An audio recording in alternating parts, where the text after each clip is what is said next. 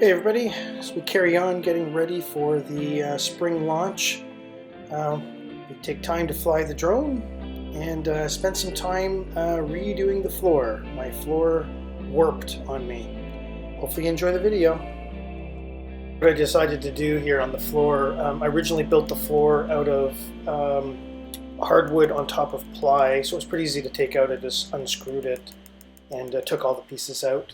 And looking at the floor, I decided that I'm going to go with fiberglass. So I got about half the floor done. Now I've just got to do this little piece and under the table. And yeah, I've got enough to do one more row. And then David's been helping me cut out here from the roll. And using West Systems Epoxy 105, 205, and I've got it over here in the sun because it's plus 8 right now. But earlier today it was plus 2 and plus 4, and then as the temperature increased, it was better to keep the West Systems Epoxy out in the sun so that way it would be more fluid. But it was working out okay. So as you can see here, I've got quite a bit done. I say easily we're halfway, and as soon as I get this little piece down, I'd say more than halfway, maybe 2/3. Yeah, so we're more than halfway. I think we got 2/3 of it done. Yeah, I've been not too sure what I wanted to do with the floor for a while. So I tried the hardwood, and I liked it, but because the hardwood wasn't glued down, because I put it on top of a 1/4-inch plywood, it actually buckled and it bowed, and I had to screw some of the screws down, and so essentially it lifted up, and then water could get underneath it, which is no real good. And then I walked on it, and it kind of felt a little spongy, so I was like, okay, didn't quite like it. And then I took it out, and I actually found that water had gotten in there, and there was some mold or something underneath, so I was like, you know what, this is not a good way to do it. So I took it all out, and then I'm now just layering down a 1708 biaxial cloth on top of the, I'll call it the subfloor, and I'm going to now do a kind of a cutout of the bilge area because it's already cut. So it's going to go and trim the fluid or the fabric with the rip saw, reciprocating saw. There's David coming back. I thought about teak, what is it called? Teak and holly plywood, marine ply, but I just didn't like it. So I tried maple hardwood. It reminded me of Canadian maples here, so I liked it. I put it down, and then, but just, I think it's good material if I would have committed and maybe glued it, epoxied it to the floor, and then gave it a sand, and then re-epoxied the entire floor again. But I said that, you know what, I'm just going to make it white, actually. Like everything else on the boat, that's white. That's what David said, eh? He's like, why are you making it white, Dad? Everything's white. I was like, I don't know, I like white. And he said it's going to be really dirty, or I'll be able to see a lot of the dirt there. I don't know, I'll figure out something. But anyways, laying down the fiberglass, what I'm going to do is I'm going to give it a sand, and then I'm going to use the fairing compound and give it a light fair. And I might even throw like a rug or something down here, just on one of those throwaway rugs, or a rubber mat or something like that, just to keep my feet warm.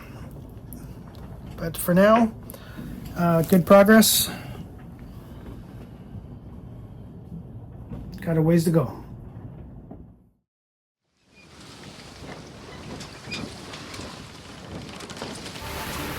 But we're nice and dry. We got our masks on because this 407 powder, it's a silica powder of some sort, so you do not want to ingest that. Fiberglass, I think over time will break down in your body, but silica powder won't, so it'll go in your lungs and that's it. So some people get, I don't remember what it's called, psoriasis or something? No, that's for the skin. It's the part where your lungs get hardened. This stuff here will harden your lungs, so don't breathe it. Wear a mask.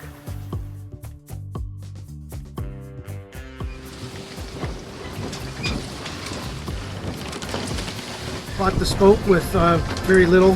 Had no working engine, no instruments, and I gutted it. I pulled the engine out, and then I decided to go electric. So I put an electric motor in, and had a whole learning curve about that. So I learned about batteries and charging systems and wiring and house banks, all the different solar panel and monitoring systems.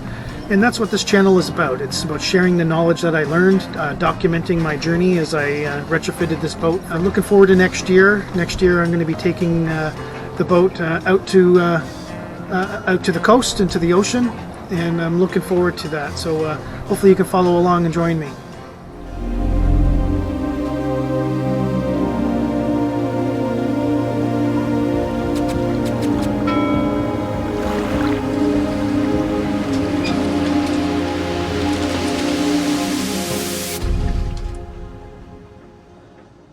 Got the second coat on, just making it flat, and it's looking good. Man, I got a rainstorm squall coming through. Been working hard, pulled out the hardwood floor, and just finished putting the second coat of thickened epoxy with the filler, the 407 in it.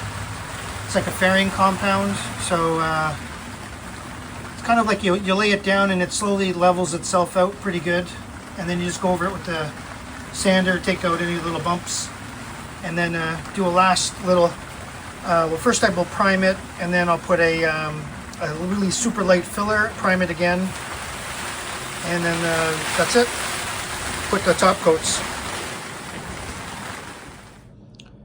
Third coat down on the floor, skim coat.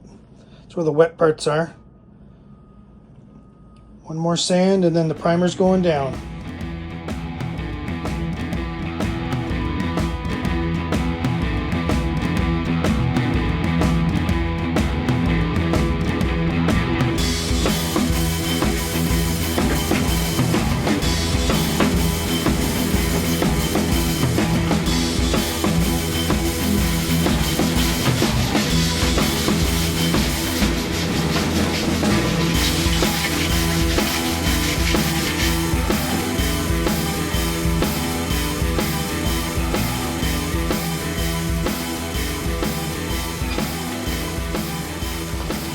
So I see what happened here is that I actually got a hit with something, and it just flaked the anti-foul off, but the anti-foul just didn't stick quite right. So this yellow is actually a barrier coat on top of the gel coat. So I could sand through that and I'd be going into the gel coat. So this is just the very last edge of the original boat. The brown on top is actually barrier coat, and then this gray over here is my barrier coat, the Interlux. So I'm just going to paint that on here now, and I'm going to wipe it down with acetone, and I'm using the Interlux Interprotect 2000, and I basically just mix the two-part mixture together and just follow the instructions on the can. Pretty simple. And then it just lays on like paint, but it's a little thick, so I'm just going to use a regular brush to do that. And I'm just going to kind of cover this area where the gray is, and I'm not going to go into the brown.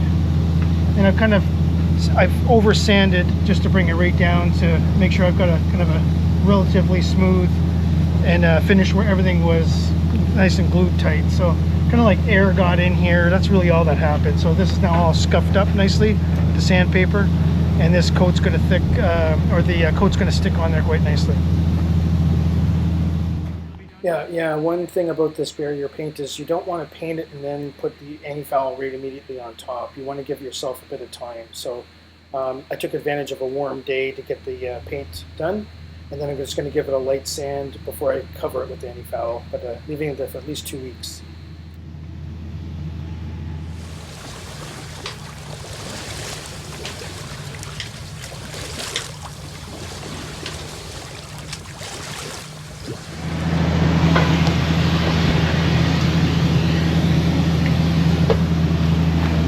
So I've put the first coat down there of the Interlux 2000E Interprotect. That's this can with the hardener 2001E. So those are the two parts. Normally you buy them together. I've had that can for a long time, so it's just basically doing touch-ups. So I've been holding it and I just give it a good stir. I put it on a little thick with the brush. Normally I roll it with a roller, but this time I'm just doing it with the brush. It's on pretty thick, and the anti-foul will just go right on top of that. Yeah, so I've got a little bit left in the can. I'm going to put a second coat on before I go, and it's 12 degrees here right now, Celsius, so definitely warm enough for it to dry, and then just give it a light buff and put the anti-foul on. That's the only thing I need to do for that little spot.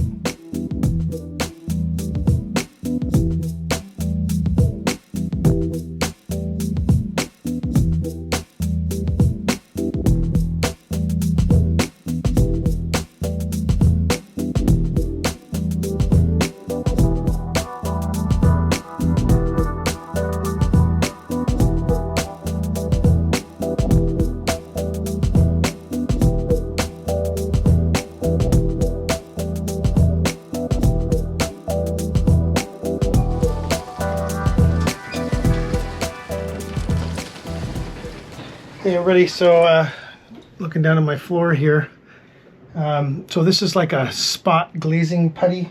It's it goes on really thin, and it's just because there's like little pit marks here and there. So I just sort of went around the edge in the corner, and then I used my reciprocating tool, and I put a little sander bit on it that I have, and these 100 grit papers, and I was able to get into the corners where I couldn't before. So for example, it's kind of dusty here, but you know, there were some bumps and things, and I couldn't get in there with the sander, and it's really hard with the stick, but I was able to get into the corner and notch it all out. And then I just took the glazing putty, ran my finger on it so it fills up anything that might be a little crack, and then I'm going to go with my hand and just get rid of as much of it as I can. So I've kind of gone around anything that's got the red on it. It's mostly the corners, or kind of like where I stopped spreading, started spreading, there might be a little bump.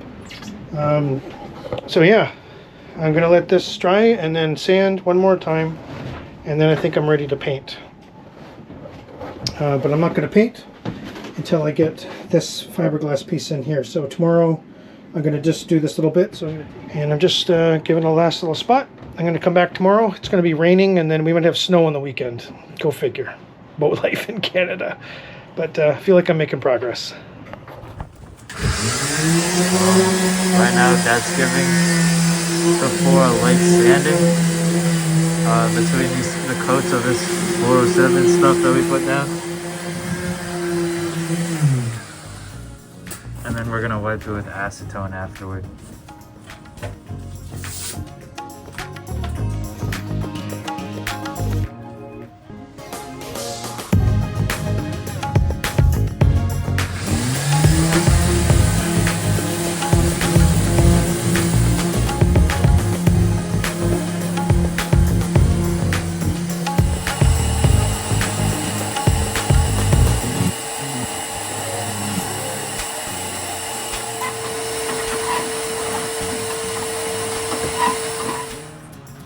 So we're using West Systems 105 and 205, the fast hardener. David is doing the stirring, and we've added in, we're using 5 pumps, which looks like it's getting us about halfway through the cup, and added in about 80 mils of the 407 for 5 pumps. And we're doing that once for a thick one, and then we're using about 40 mil because that's on an angle. I just want it to be a bit thicker because last time I did this one, you can see some of it dripped down and it collected down there. So I just want to get it so it stays up more. It's definitely thicker. Yeah. And then same with these 2 angle ones on each side, just those little tips. So later on I'm going to actually put anti-slip tape, just like this thing here. I still got some of that, so I'm just going to put that so for anybody who's kind of walking, and I'll have an anti-slip just right there on that piece. And yeah, we got a lot of rain today. Pretty gray out there.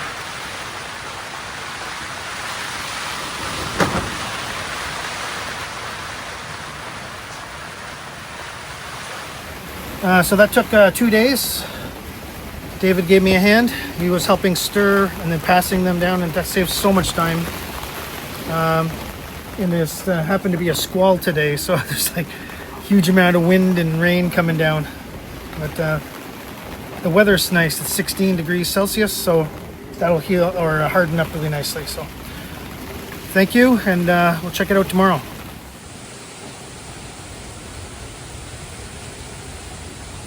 You'd think a wave just crashed on deck there, but no, that's all that water's just from the rain. Just coming down, torrential downpour right now.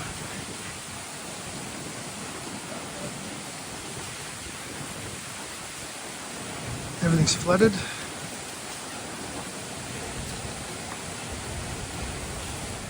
A quick little update. Spent the weekend sanding. Got that trimmed down, but the temperature dropped. It's -1 Celsius here again, so I can't do any epoxying or fiberglassing or anything like that. So there's Northern Comfort there behind me. I'm going to take the roof off soon, probably another week or two. That way I can get the enclosure top back on and see if I need to get the sides affixed. So I have to drill some holes and stuff, and it'll be a lot easier to do that out of the water than in the water. And then I was taking a look here. You can see I've got this little metal or a plastic strap, and you can see underneath it scratched the paint a little bit. Some of it, it's like it wore funny. So I kept it loose, but I tried it tight, loose, but it's the last time I'm ever going to do that. I have to do some fixing up. It's these little clamps. They work pretty good. Just, they never let go. But what I did in previous times I put a tarp down was I put a ball like this. So this is a golf ball. So this is a golf ball, and I just basically tied a rope around it, and that is like a perfectly good anchor point. Never comes off, and it doesn't make any marks on the hull. So anywhere I'm going to have anything kind of close, I'm not going to do that. I'm going to use the balls again if I ever do that again. But anyways, I got most of the sanding down. I got the chart plotter powered up too. I had to run some wires. I got that in. And then I need to come by here tomorrow and pick up the little piece. I got to go to Toronto to get another cable length. I'm not too sure what it's called, but it's when you come out of the chart plotter, it's like a screw-in end, and then it's, maybe they call it Raynet. So it goes from like, no, Raynet is different. So I'm not too sure what it's called, but it's like one end had a steel thing that you can turn, and then the other end had another piece. Actually, let me go get it. I'm right here, so I'll just get it for you. Okay, so let me just get the light on. So it's this piece here, and actually this is the bracket. So on the back of the Raymarine, there's like a cable, and then one end it's got this, which fits in the back of the Raymarine chart plotter, and then the other end is the Seatalk. The other end is the Seatalk thing. So I just don't know what that's called, but it's way too short, obviously, and that has to plug into something. So you can put extensions on. What are they called? These things. That's the Seatalk network, but I just don't know what these little things are called. So they're like little T's. So you could put a backbone cable over there. And I do have the backbone cable now going over there. So the way that you can kind of do that, if you've got a thing in the middle and you've got a shortened one, is you can put a backbone cable to the blue. Then this could get attached here, like that, on the cable. I don't know if you can see that at all. But anyways, that's cable plugs in there. Then you carry on the backbone to there. So I guess technically I could take that backbone cable out, and then it goes into here.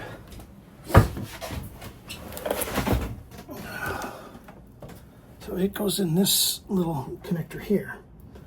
So I could, I guess, get a shorter one just to go here, and then take this longer one out and replace it with another shorter one, or I can just back that one out and coil it somewhere, but I don't like coiling things. Actually, that's for anybody that understands electric motors, it's you coil copper, and that's actually how you get the electrons to current generate a magnetic field on a magnet to pull it. Yeah, so if you take a wire like this and you coil it, a couple of loops isn't going to matter, but if you actually put quite a bit of coils in there, you're creating an induction point. And if there's ever an electrical storm, it's quite possible that that would be a place that a magnetic field would get created, and you could have interference or who knows what, right? But that's actually how electric motors are wound. So they take a copper wire and you wind it and wind it and wind it and wind it, and then you put that around a permanent magnet, and then it creates a magnetic field, and when you turn them on in a certain order, it actually has enough strength to pull the electric motor, or to pull the rotational force on the motor. So that's actually how they work. You can see how cold it is. That's why I'm not painting, but just to give you a quick show here, I did get a lot of the floor sanded. It's a little bit messy. I worked really hard on this side thing. I'll show you this one. So basically sanded here, and then went with a sandpaper on a roller, and I've actually got that part nice and flat and smooth. So it's just my little corner bead, and I'm pretty happy. I'm pretty happy with the way that that's turning out. But yeah, I need the weather to cooperate a little bit better because it's cold and I can't really do any more fabrication. And I've got this whole section here, the head, to do, which is right now my permanent junk pile, semi-permanent. And I've only got like 6 weeks before the boat goes in the water. So I don't know what's going on with the weather this year, but it's been awful. So I'm giving myself 1 week to build that. Giving myself 1 week to build the head, 1 week to sand and paint both. So I need the quarter berth and the head manufactured in a week. And then as long as I get it skim coated with the fairing compound, I'm happy with that. I'll put a primer coat on it, and then when I get to wherever I'm going, I need stuff to do. So I'll spend some time doing that. But sorry, I did also say I've got the closet here to do too. I never finished skinning the closet and putting the insulation in the back. So I've still got to do that. You can see that's the conduit. I took a pipe. Actually, this was a Schedule 40 pipe, and I heated it, and I was able to get a soft bend in it to fit around that the curvature of the hull. And that's my conduit for all my wires to go through from underneath here to underneath here. You can see all my wires. That's my entry point to get up into the electrical room. So I've made a passage from front to back where I don't have to go under the floor or anything. And to me, that was worthwhile doing. So.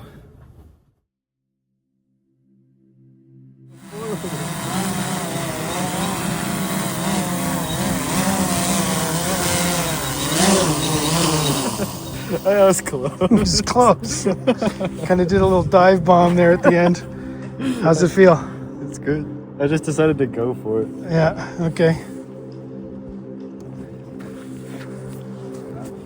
We're just testing out this drone, and yeah, it looks like it's working pretty okay. It was really kind of weird in the beginning because we got it used and none of the batteries were working. So we figured out how to charge one of the batteries. And then, yeah, so now we're going to charge it up. We're going to go to the boat yard. I'm going to do a night boat prowl, see what we can see with the night cam.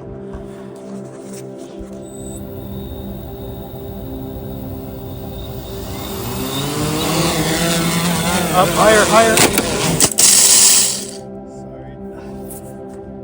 That was a good David. It curves too fast.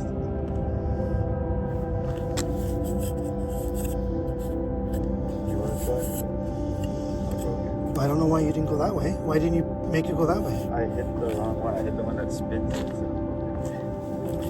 Which one's the one that moves it, right? The right.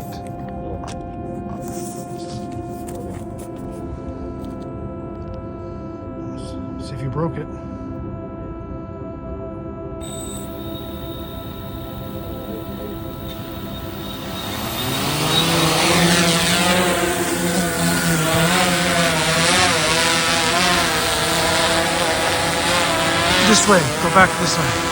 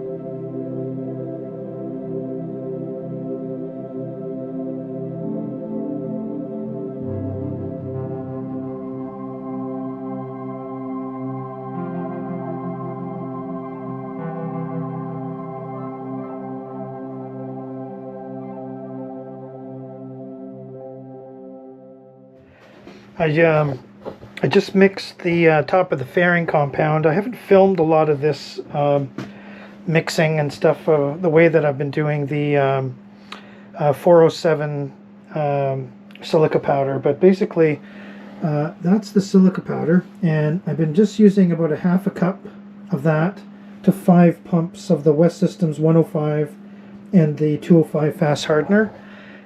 It's about 7 degrees now, so it's warmed up quite a bit, which is good. And what I was doing, this is the finished rendition, so I've got 3 coats here. And then what I did is I just laid fiberglass down here today at the foot of the cabin steps. This is the cabin steps come down here, and then I just did a quick skim coat while it was still kind of, it's not even dry yet. But the fairing compound, when it's fairly liquidy, it's easy to spread, and then I find that I just kind of go with the popsicle stick. So I used those cans right there, and I used a total of 9 pumps for my first layer, and that one's probably the thickest because it's fairly bumpy. And then what I'm going to do tomorrow is I'm going to basically just sand it down. And you know, the different colorations here is because, you know, the fiberglass is not super thick, and then or sorry, super flat. So what happens is the you know, you've got all these little bumps in the fabric because of the hull. Like the hull is just an old hull, and it's got a, you know, a non-smooth finish. So that's actually the hull bottom, and then here is my cabin sole. So that's actually the boat hull right there that's exposed. So I decided to just finish it as a part of the floor and sort of do seamless integration, and I'm just going to paint it. And I'll just have to remember, don't drill holes in that little piece. And what I think I might do is I might just put some anti-slip straps just because of the lean part, and I'll put a couple up there just to remind myself that that's actually not anything else but hull. And you can kind of see this is what the hull looked like before. So I moved the bulkhead back about 6 inches here. So you can kind of see where I took it out. There's, you know, fiberglass left over and everything, so it's pretty uneven. And that's basically what this looked like. and then sanding it. Right now that's like really nice and smooth all the way along, and I basically do that about 3 times, and then on the last time I don't really need to do much at all. Like the third one is really light, and you know, it's just basically to fill in a few spots here and there, but effectively it's extremely not needed. So yeah, that's or it's needed, but it's just not heavy the coat. That's what I'm trying to say. So so what I do is I just use that cup. I put pumps in of this first, and then I do my 5 pumps, and I just stir it until I get to the point of you know, usually about 30 seconds. It's kind of mixed, but I stir for about another 1.5 minutes, so sometimes up to 2 minutes. And being plus 7 Celsius right now, like, it's not going to cure that fast. Oh, gotta take that. Tech support call. So yeah, so what I do is I basically do 5 pumps, and I mix that solidly for, and then being in the taller container there, it gets warm pretty fast, so it can kick pretty fast, so you can't leave it in that. When I'm doing like regular epoxying for the fiberglass, I do it in the shallow bowl, the bowl that's underneath it, and I do that mainly so it's not so thick and it doesn't kick off so fast. If I did it in the taller container and I left it there while I was working, I've had it kick off on me where it's like I pull it out and it's already, you know, solid on the brush. So what I do is, you know, I do it in the bowl and I brush it out, and I just keep swapping bowls until I get the amount done that I need done. And then what I do is I just add, like, I'm using this one here, this little cup, and it's 150 mils, so I guess I'm putting about 75 milliliters of epoxy filling in my, I want it to be kind of runny, and you know, it's almost like self-leveling to some degree. You can see it's taller here, lower here, but I'm not trying to be super good, and I'm going to sand a lot of that off. But basically I add that in and I mix it for about another minute and a half, so I'm almost in like 2 minutes of solid mixing, and then I apply it, and I kind of take the jumbo popsicle sticks, I put it on its side, and I just kind of skim coat it around. That's why you can kind of see the lines, and then it slowly fills in all the little gaps and everything else, and then it's not quite runny enough to run down the side, and when it's flat, it's, you know, it kind of self-levels. It's quite good. And anyways, I use the 407 Fairing compound. That's why I've got the mask on. This stuff is silica powder, and you don't want that in your lungs, so this is a 95 mask. And then when you're mixing it, you got to just go slow, otherwise it'll poof up into the air. And it works better in the taller cups than in the bowls, because I've done a lot in the bowls, especially outside, and the wind blows and it's terrible. But this one here works pretty good when you just do it like this. So yeah, so I kind of use the 407 when I'm doing fairing, and then you can see I did the billeted edge. It's the kind of like the what do they call that? I use the jumbo popsicle stick, the rounded end, and I just kind of go on the edge to make a smooth rounded corner. And this is what it ends up looking like when you're done sanding and everything else. It's, you know, just a smooth finish that goes right into the vertical surface.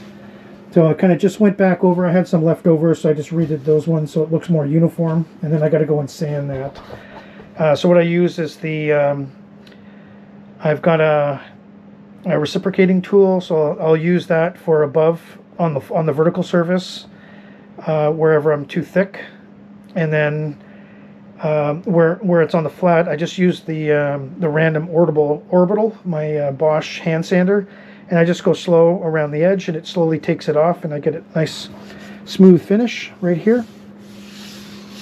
And then I have a long block that I use to kind of do the ending with, and then that sort of, just generally speaking, gives me a flat surface. I'm not trying to be too picky here on the floor, because I'm probably going to throw mats down, some big rubber mat or something. mainly for, you know, my feet to be sticking to the floor. But yeah, so it's kind of a slow process to get that on there. But so I have to kind of apply it. I'm going to wait about 12 hours, and then I'm going to apply the second layer. So I'm going to sand it. It would actually depends on how hard it is, because sometimes I have to wait 2 days when it's this temperature. So I've wait kind of 48 hours, and then I can kind of sand it again, but I can walk on it after 12 hours.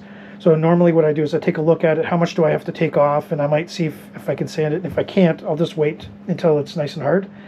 And then I'm going to apply a second layer, but it's not as thick. It's just basically whatever I sanded.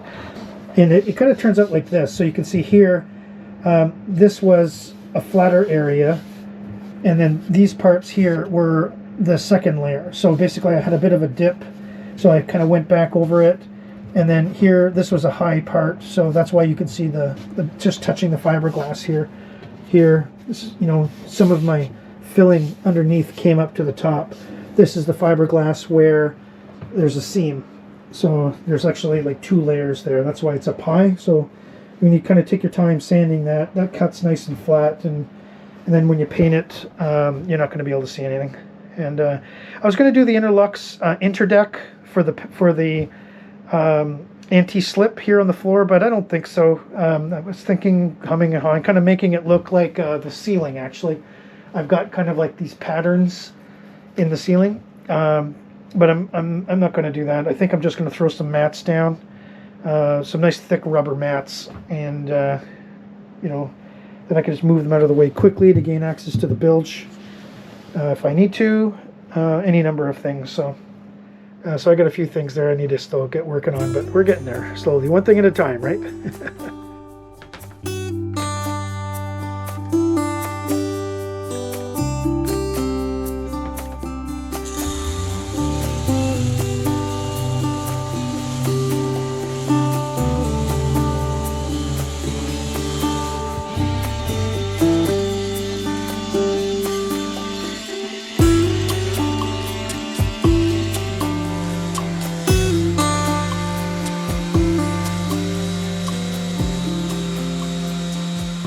So you can kind of see here, my old step was screwed in here. So what I did a couple of years ago is I just put one of those anti-slip strips on top, but I'm going to fill this in with some epoxy now, so it'll be nice and smooth. And then I've got a matching piece of this C-deck that slips on here.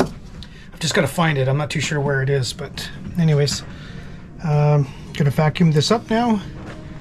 And I'd say that I'm pretty close to getting a primer coat down here. It's looking pretty good. And I've sanded down here. And I'm thinking, because that's the steps and the companionways are here. There's a little bit here on the back that drooped down a bit, but I think this is adequate. Looks good. I think when I get the primer on and it's all one color, you're not going to be able to see anything there. So I'm getting close.